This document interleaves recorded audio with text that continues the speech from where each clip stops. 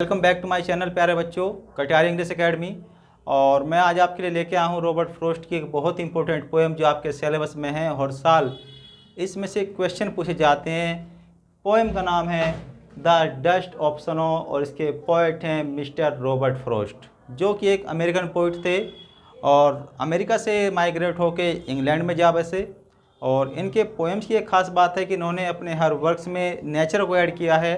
Nature को ये किसी न किसी रूप में अपनी पोएम में, अपने वर्क्स में ऐड कर देते हैं कहीं ना कहीं।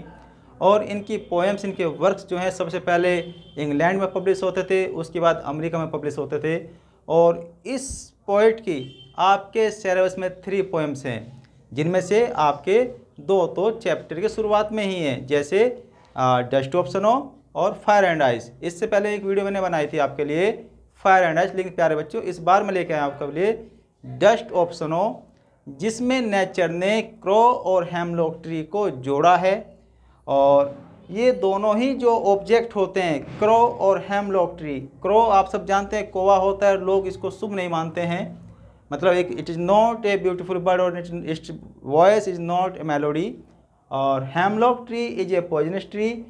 तो ये दोनों ही जो ऑब्जेक्ट हैं, ये gloomy, sorrowful, heart breaking, despair, इन जैसी चीज़ों को इंडिकेट कर रहे हैं। तो यहाँ पे पोयम के बारे में जो जो वर्ड्स दिए गए इन्होंने, ये तो क्रो और हेमलॉक के बारे में सारी की सारी कहानी जो है ये स्टार्ट होती है। और हम ऐसे कह सकते हैं कि जैसे पोएट किसी बात को लेके दुखी है, किसी बात को लेके वो सोरोफुल है और वो उदास बैठा हुआ है, और या ऐसे मान सकते हैं कि वो घर से बाहर बैठा हुआ है और किसी चिंता में डूबा हुआ है, और अपना जो उसका टाइम है जो उसको वेस्ट किया जा रहा है बैठ के। उसके मन में विचारों की एक पूरी आंधी चल रही है और उसको समझ नहीं आ रहा है क्या किया जाएगा और कैसे आगे लाइफ चलेगी। तो ये हम इमेजिन कर सकते हैं कि पोएट के दिमाग में इस तरह की बातें आ रही होंगी। तो उसने इन बातों को कैसे अपने दिमाग से निकाला कि मैं यहाँ खाली बैठा हूँ, मुझे कुछ काम नहीं है, या मैं इतना उदास क्यों हूँ। तो उसने साथ ही साथ इन 2 वर्ड्स को, जिनकी बात हमने की है क्रो और हेमलॉक की, कि ये निगेटिविटी का प्रतीक है, इनसे निगेटिविटी आती हमको जैसे आती है, जैसे gloomy, sorrowful, heart breaking, despair. तो पोइट जो है बहुत उदास है। लेकिन नेक्स्ट वाले पैराग्राफ में जैसे हम सेकंड पैराग्राफ की तरफ को बढ़ेंगे तो हम ये देखेंगे कि पोइट जो है इन नेगेटिव वाली थिंग्स को भी बताता है कि प्रकृति में सारी चीज़ें बुरी नहीं होती। कुछ चीज़ें लोगों के लिए बुरी होती हैं, कुछ अच्छी भी होती हैं, और हमेशा वे बुरी ही नहीं होती। और कैसे, चलिए अब पोएम पे आते हैं। मैं आपको बताता हूँ कैसे पोएट ने जो इन चीज़ों को क्लैरिफाई किया है कि प्रकृति में जो चीज़ें मौजूद हैं वे सभी की सब खराब नहीं होती हैं। द वे ए क्रो सुक down on me the dust of snow from a hemlock tree. ऐसा माना जा सकता है कि पोएट जो है हेमलॉक ट्री, जो कि पॉइजनस ट्री माना जाता है, उसके नीचे बैठा हुआ है। और तभी क्या है, क्या तो कौवा उस पेड़ पे आके बैठा होगा, या कौवा उस पेड़ से उठ के उड़ने की कोशिश कर रहा होगा, और जैसे उसने अपने विंग्स को फ्लैप किया, फैलाया है, तो पेड़ के ऊपर जो बर्फ़ फैली हुई थी, जो बर्फ़ जमी हुई थी, वो बर्फ़ के जो पार्टिकल्स हैं वो पोएट के ऊपर गिर गए। हम ऐसा मान सकते हैं, क्योंकि ये क्लियर नहीं है कि पोएट के ऊपर बर्फ़ कैसे गिरी। तो हम तो अपने विचारों से इसी बात को क्लेरिफाई कर सकते हैं कि पोएट जो है पेड़ के नीचे बैठा होगा, और कौवे ने जैसे ही उड़ने की कोशिश की या पेड़ पर बैठने की कोशिश की, तो उसकी ब्रांचेज जो हिली हैं, और ब्रांचों के ऊपर जो डस्ट, वो स्नो जमी हुई थी, वो पोएट के ऊपर गिर गई। तो नेक्स्ट पैराग्राफ में क्या कहते हैं, has given my heart A change of mood. और जैसे ही बर्फ़ मेरे ऊपर गिरती है तो एकदम से मेरा मूड चेंज हो गया। मतलब मैं उदास बैठा हुआ था, किन्हीं ख्यालों में खोया हुआ था, मुझे समझ नहीं आ रहा था कि मैं क्या करूं, लेकिन वो कौवा मेरे लिए बहुत लकी बन के आया। और किस प्रकार से लकी बन के आया वो, and saved some part of a day I had rued. और उस कौवे की वजह से मेरे बाकी दिन का जो पार्ट्स, जो टाइम मेरे पास बचा हुआ था, वो वेस्टेज होने से बच गया। क्योंकि मेरे जो मन में जो विचार थे, जो ख्याल मेरे दिमाग में चल रहे थे, जिनसे मैं परेशान था, वो चीज़ें मेरे दिमाग से निकल के बाहर चली गई, और मैंने अपने बाकी का जो दिन जो मेरा बचा हुआ था, मैंने उसको बर्बाद होने से बचा लिया।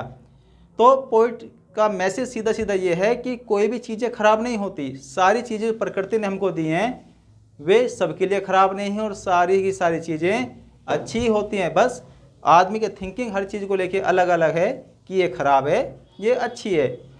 तो प्यारे बच्चों, इस पोएम के द्वारा पोइट ने सीधा सीधा मैसेज दिया है कि प्रकृति की प्रदत्त जो चीज़ें हैं वे ख़राब नहीं हैं, वे हमारे लिए एक प्रेस्टीज हैं, एक प्रकार से एक प्राइज़ है प्रकृति का जो हमें मिली हैं। तो मुझे लगता है कि आपको ये पोएम समझ में आई होगी। अब चलते हैं इसकी राइमिंग स्कीम के लिए। अभी हमारे यहाँ कल 9th का एग्ज़ाम हुआ है इंग्लिश का S7 का, तो उसमें भी एक पोएम आई थी विंड और द लेग एजल एनएस फ्री, तो उसमें भी राइमिंग स्कीम को पूछा गया था। तो आपके CBSE बोर्ड में जो एग्ज़ाम आता है उसमें से एक जो क्वेश्चन आता है क्वेश्चन नंबर 8, उसमें भी पोएम पूछी जाती है और पोएम के अंतर्गत उसमें भी राइमिंग स्कीम पूछी जाती है। और उम्मीद तो है कि शायद इन्हीं में से कोई एक पोएम आएगी, डस्ट ऑफ स्नो में या फायर एंड आइस में से, या फिर द बाल पोएम भी आ सकती है। तो चलते हैं इसकी राइमिंग स्कीम देखते हैं कैसे निकाली जाएगी। मैंने आपको इससे पहले वाली वीडियो में बताया था कि राइमिंग स्कीम कैसे निकालते हैं। पोएम की जो लाइन है उसका जो लास्ट वर्ड है, हर लाइन के लास्ट वर्ड को प्रोनाउंसिएशन करके देखते हैं, और यदि जब उनको प्रोनाउंसिएशन हम करते हैं उनकी आवाज़, उनके बोलने की जो लय है अगर वो सेम आ रही है तो हम उनको ए मान लेते हैं। अब कैसे देखेंगे, यहाँ पे पहली लाइन का जो वर्ड है लास्ट वाला वो क्रो है, हमने इसको ए माना।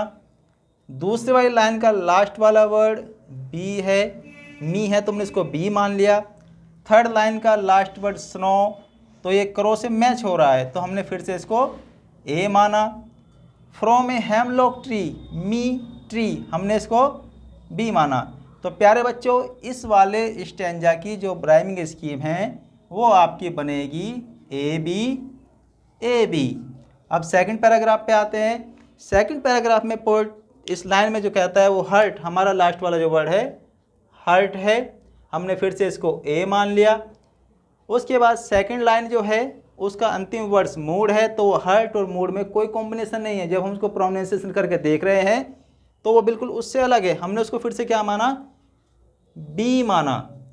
थर्ड लाइन पे आते हैं, लास्ट वाला वर्ड है एंड सेव्ड सम पार्ट और हार्ट सेम आवाज़ आ रहा तो फिर से हमने इसको ए माना।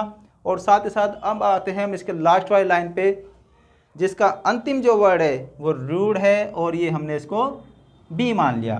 तो प्यारे बच्चों, इस वाले जो स्टैंजा की जो राइमिंग स्कीम बनेगी वो फिर से ए बी और ए बी। तो प्यारे बच्चों, मैं उम्मीद करता हूँ कि आपको ये पोएम समझ में आई होगी। आप इसको अच्छी तरह से याद कर लेना, इसकी समरी को याद कर लेना। और यदि आप मेरे चैनल पर नए हैं तो चैनल को लाइक कीजिए, सब्सक्राइब कीजिए और इस पोएम को, इस वीडियो को शेयर कीजिए। नेक्स्ट वीडियो में मैं दूसरी पोएम लेके आऊँगा, और साथ ही साथ आपके CBSE के एग्ज़ाम में जो इम्पोर्टेंट क्वेश्चंस आने वाले हैं उसको भी मैं नेक्स्ट वीडियो में आपके सामने शेयर करूँगा। तब तक के लिए थैंक यू।